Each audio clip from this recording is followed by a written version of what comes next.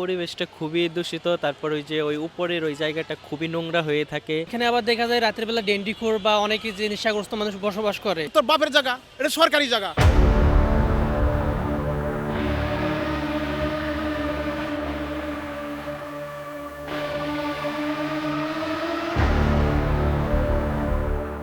শতবর্ষের ঐতিহাসিক সম্রাট বাহাদুর শাহ জাফর উদ্যান, যেটি নির্মাণ করেছিলেন সম্রাট বাহাদুর শাহ জাফর অবকাশ যাপন এবং নিবিড়ভাবে প্রকৃতির সান্নিধ্যে থাকার জন্য। পরবর্তীতে তা সাধারণ মানুষের জন্য একটি মুক্ত অক্সিজেন চেম্বার হওয়ার কথা থাকলেও তা এখন পরিণত হয়েছে দুর্গন্ধময় বিষাক্ত বাতাসের চেম্বারে। সরকার কয়েক দফা উদ্যোগ গ্রহণ করেও যেন মাদকসেবী আর ভাসমান মানুষের পরাক্রমে এটিকে পরিচ্ছন্ন একটি পার্কে পরিণত করতে পারেনি।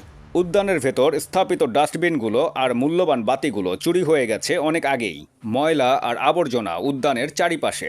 মাদকসেবী আর ভাসমান মানুষের বাসস্থান উদ্যানকে পরিণত করেছে সম্পূর্ণরূপে অস্বাস্থ্যকর। যথাযথ কর্তৃপক্ষের সদয় উদ্যোগে ঐতিহাসিক এই উদ্যানটি আবারও একটি পরিচ্ছন্ন উদ্যানে পরিণত হবে, এমনটাই আশা করেন উদ্যানে বেড়াতে আসা মানুষজন। ঢাকা শহরের মতো জায়গা যেখানে আসলে মুক্তভাবে নিঃশ্বাস নেওয়ার মতো জায়গায় নেই, তো কিছু কিছু এরকম পার্কগুলো তৈরি করা হয়েছে যেখানে আসলে একটু মানুষ স্বস্তি ভরে নিঃশ্বাস নিতে পারে। সেই জায়গাগুলোও যদি এরকম নোংরা আবর্জনা ময়লা আবর্জনায় ভর্তি থাকে তাহলে তো আসলে মানুষের আসলে সঠিকভাবে নিঃশ্বাস নেওয়ার একটা জায়গায় থাকে না। সরকারকে অবশ্যই উদ্যোগ গ্রহণ করতে হবে এবং হচ্ছে এই যে চারপাশে যে দোকান বসানোর জন্য অবশ্যই তো কিছু না কিছু এগুলো সিন্ডিকেট আছে যারা যারা হচ্ছে টাকার বিনিময়ে এদেরকে প্রশ্রয় দেয়।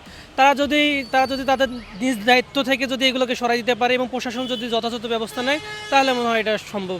মানুষের একটা স্বাধীনতা আছে, কিন্তু আমার কথা হলো যারা দায়িত্বে আছে তারা যদি অবহেলা করে কোনো দিন এটা উন্নত হবে না। সাখাওয়াত হোসেন সুজন, দৈনিক আওয়ার বাংলাদেশ, ঢাকা।